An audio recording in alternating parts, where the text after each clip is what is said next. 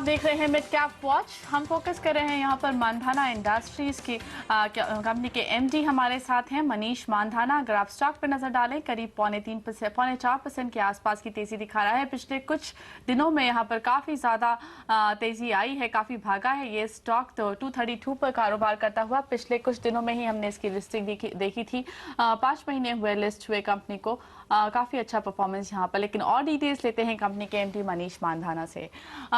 Welcome mister Manish. सबसे पहले आपसे ये समझना चाहेंगे कि आपने जो आपने इशू का प्रोसीड्स, जो आपने आईपीओ के जरिए पैसे उठाए थे, उसकी प्रोसीड्स यूटिलाइजेशन हो चुकी है क्या, और क्या प्लान्स हैं वहां पर, किस तरह से यूज कर रहे हैं आप उस पैसे को?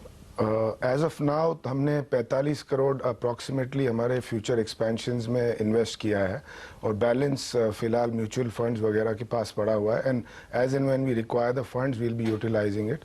बेसिकली कंपनी ने अपनी उत्पादन क्षमता वीविंग में 1.8 मिलियन मीटर्स से 3.6 मिलियन मीटर्स कर रहे हैं, which will be in the beginning of next year. The projects are ongoing and हमारी गारमेंट मैन्युफैक्चरिंग कैपेसिटीज जो 36 मिलियन पीसेस की है, which is going up to 12 million, 3.6 million pieces की जो कैपेसिटी है वो 12 मिलियन पीसेस करेंगे by the next year. So all the proceeds are going to go into the expansions of various projects which you have taken on. आपको यहाँ पर नए ventures में भी जाने की प्लान्स हैं, विच इंक्लूड्स कि आप ब्रांडेड सेगमेंट्स में जाएंगे, ब्रांडेड गारमेंट्स में जाएंगे। अगर हमें आप कुछ और डिटेल्स दे सके अपने इस प्लान्स के। जी हाँ, बेसिकली मंदाना इंडस्ट्रीज एक वर्टिकली इंटीग्रेटेड कंपनी है। हम टेक्सटाइल के हर एरिया में एग्जिस्ट करते हैं, स्पिनिंग छोड़ के। Also the strength of the company is basically designing abilities. We have customer base which is the topmost brands across the world and within India. हमने सोचा कि अगली स्ट्रैटेजी कंपनी को एक विजिबिलिटी देने के लिए रिटेल में एंटर करना बहुत ज़रूरी है, बिकॉज हमारे पास वो सारी उत्पादन क्षमता, डिज़ाइनिंग स्किल्स इन हाउस मौजूद है। तो बिगिनिंग ऑफ नेक्स्ट ईयर हमने men's wear fashionable brand launch करने का डिसाइड किया है। To begin with we will start with 10 to 12 flagship stores in all the metros, and then we plan to go into the franchisee model of the business, and the plan is to have at least 400 to 500 stores in the next 3 or 4 years. ये जो आप garments launch करने वाले हैं, क्या आपने उसका target clientele सोचा है? क्या वो लग्जरी प्रोडक्ट होगा या फिर वो आम जनता के लिए होगा? बेसिकली ये बहुत ही यूनिक कॉन्सेप्ट है जिसके बारे में अभी बताना बहुत जल्दी होगा, लेकिन it's going to be a very different concept with a strong message, and we are planning to cater to people across all ages, mainly focused with youth, of course, because that's the spending population of our country. 65% लोग हमारे देश में आज between the age of 20 to 35 or 40 हैं, तो that will be the main target, but we are going to be present also across all price points. So हमने कोई limitation नहीं रखी है और हम सारे price points में available होना चाहते हैं। मनीष, यहाँ पर एक्सपोर्ट्स जो कि इंडियन टेक्सटाइल के लिए काफ़ी ज़्यादा इम्पॉर्टेंट है, वो काफ़ी सबड्यूड हुआ था आफ्टर 2008, जब अभी भी ग्लोबल इकोनॉमीज पर यहाँ पर प्रश्न चिन्ह बना हुआ है कि उनकी ग्रोथ आ रही है या नहीं। क्या आपने टेक्सटाइल में ग्रोथ देखना शुरू किया है? आपके ऑर्डर्स में इम्प्रूवमेंट हुआ है?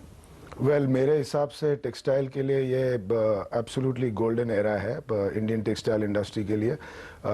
डोमेस्टिक मार्केट जो अपना है वो भी बहुत तेज़ी से ग्रो कर रहा है, जो कि करंटली 35 बिलियन डॉलर्स का है। 2012 तक वो 60 बिलियन डॉलर्स तक होने का एस्टिमेशन है from the experts of the industry. The spending power in our country is increasing.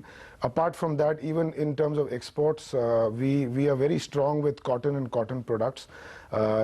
हमारे जो प्रतिद्वंदी देश हैं जैसे चाइना और अदर एशियन कंट्रीज, उनके मुताबिक इंडिया की situation is much more stronger at this point. There has been a terrific demand.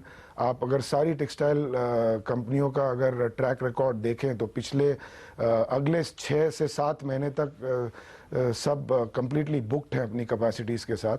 तो फिलहाल टेक्सटाइल में in spite of the raw material prices going high there has been a tremendous demand and we've never seen such a good time in the past 2 or 3 decades in the industry. So according to me, it's going to go on for the next 4-5 years till the new capacities or any change comes in.